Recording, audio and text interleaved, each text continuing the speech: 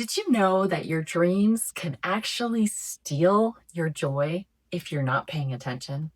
We're told to trace them, to hold on tight, to never give up. But what happens when a dream starts ruling your heart instead of inspiring it? That's what we're exploring today. We all have an if only story. If only I had more money, if only I had more time, if only my kids were thriving, if only I could say no to that cookie or a commitment, then I'd finally feel content. The problem isn't having dreams, it's when those dreams quietly morph from desires into demands. When they go from I'd love this to I need this to be okay. And once they cross that line, they stop feeling like possibilities and start feeling like ultimatums. Here's how it usually happens.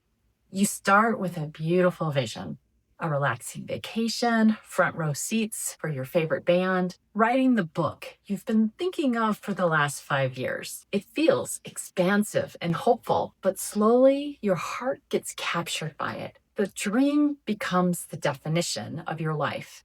And because you're not making progress or it's not showing up on your timeline or as you imagined it on your vision board, you get stuck in fear and regret and self doubt.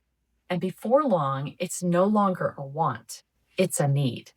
And when it's out of reach, you feel discouraged. You compare yourself to others. You wonder why life hasn't delivered it to me yet. You feel disconnected from the very life force that was meant to sustain you. When your dream rules your heart, your energy shifts. Instead of motivated by joy, curiosity, and connection, you're driven by frustration, scarcity, and perfectionism. It's like the dream gobbles up more and more space, leaving less room for awe, gratitude, presence.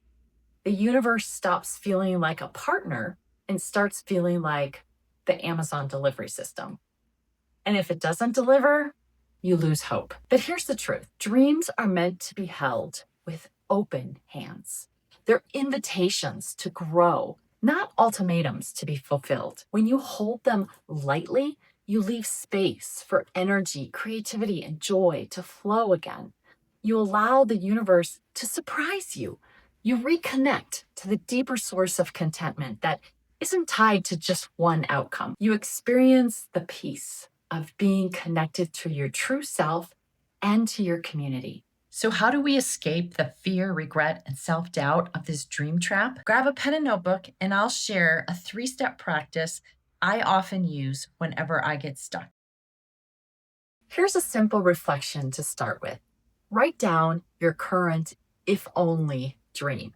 If only I could find time to volunteer in my community. If only I had enough money to travel to the Grand Canyon. If only I could find my voice and finally write my novel. Then ask yourself, am I holding this as an open desire or have I turned it into a demand?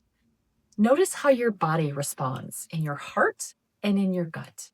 Does this feel like an invitation, something that excites me and expands my energy? Or does it feel like an ultimatum, something I tell myself I can't be happy without? Close your eyes for a moment and just breathe. Then ask yourself, when I hold this dream, how does my body feel? Does it feel light, tight, open, or heavy? What emotions rise up? Curiosity, hope, or frustration and envy? I encourage you to capture those thoughts and feelings on paper. If you stop there, you've made progress. But I encourage you to continue. Next, rewrite your dream as an open handed desire. Instead of, if only I had a bigger house, then I'd finally be happy. Try, I'd love to experience peace and acceptance right where I live now. And I trust life to bring me joy, no matter where I live or what unfolds.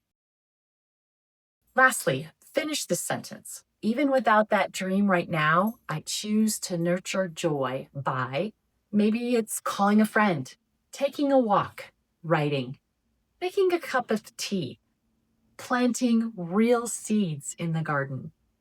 Remember, your dreams are powerful, but they are not your source. Life's energy flows most freely when your hands and your heart are open. Hold your dreams lightly so you can live joyfully. By reframing the way you think about your dream, you've created a new perspective. And just that increase in awareness is a seed of freedom. Because when you take back your joy from the grip of a dream, you don't just dream differently, you live differently. If you'd like to explore more ways to dream big without reducing the universe to a delivery system, download my free Seeds to Stories Starter Kit from the link below. Then watch this video next.